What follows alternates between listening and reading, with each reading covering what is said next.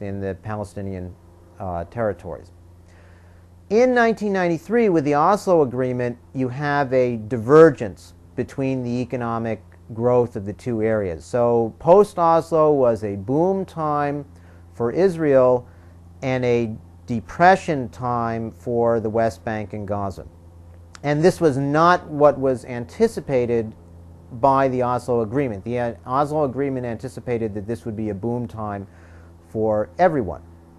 So this was a big disappointment to people in the territories, and they might have expected a peace dividend, much of the type that was seen in Egypt after the Camp David Accords in 1978. So if you look at Egypt's growth compared to the rest of the world, Egypt grew a little bit faster than the rest of the world from the 60s up till 78, Camp David, and a lot faster than the rest of the world post-Camp David. So I think there was a lot of optimism, certainly on the part of World Bank economic officials, for example, that there would be a similar acceleration in economic growth, a similar peace dividend in the West Bank and Gaza, and instead you had an absolute decline in the standards of living there. That is, it wasn't simply that economic growth was less rapid, rather people's incomes went down. The reason people's incomes went down was that post-93 there were closures of the occupied territories so that people couldn't go to work in their jobs in Israel. So the exact mechanism that had brought so much catch-up and economic growth when the occupation began was essentially reversed.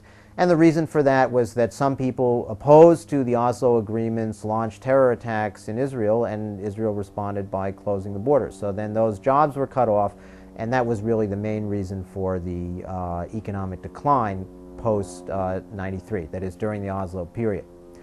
One thing that's lacking in this story of economic growth in the Palestinian areas is some notion of an independent engine of growth for the Palestinians, some notion of autonomous economic development.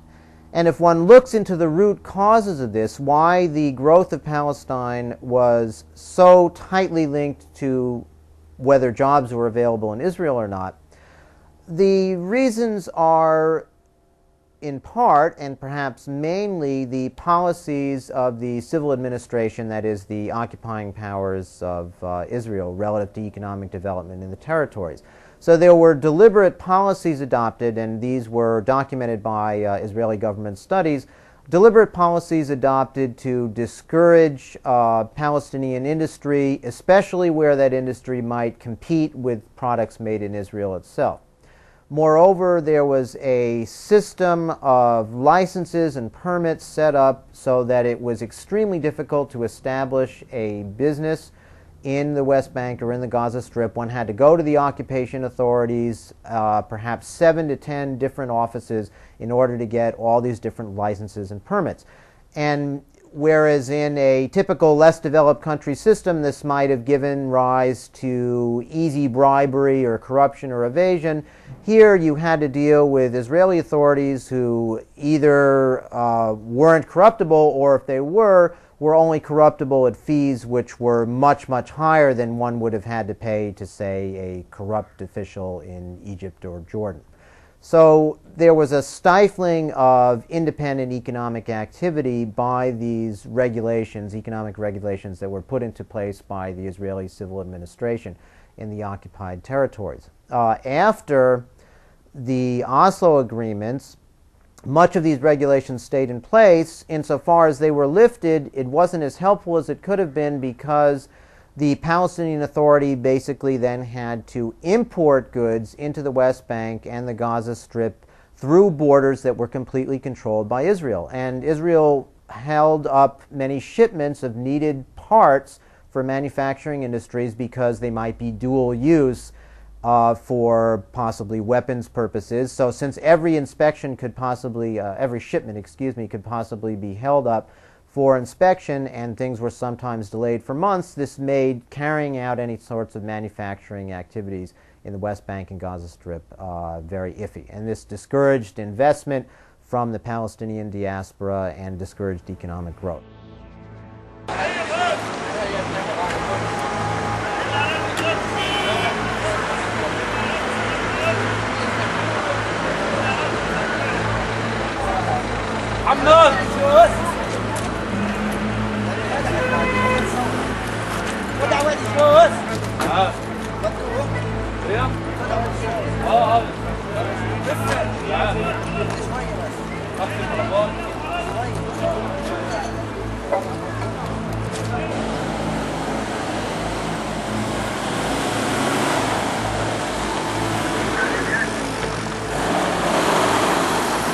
לא מתייחס אליכם שיבואו הם לא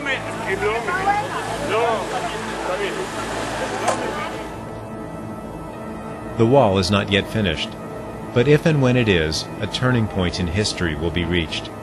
A turning point that does not bode well for an independent Palestinian state. I think, personally, that the part of the wall that will have the deepest psychological impact for the Palestinians will be the part now being built around East Jerusalem, so that the Palestinians will be cut off from access to East Jerusalem. This will basically mean that their hopes of a state will be dashed, since no Palestinian that I've ever talked to would be willing to accept a Palestinian state that did not have East Jerusalem as its capital.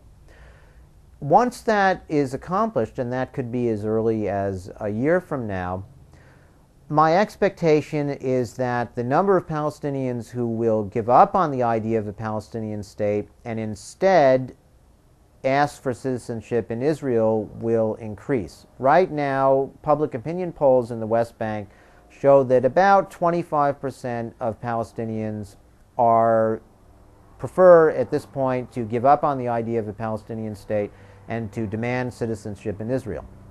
My guess is that that 25% will increase sharply after the wall has separated the Palestinians in the West Bank from East Jerusalem, and that ultimately the Palestinian struggle for statehood will change over into an anti-apartheid struggle and a struggle for citizenship.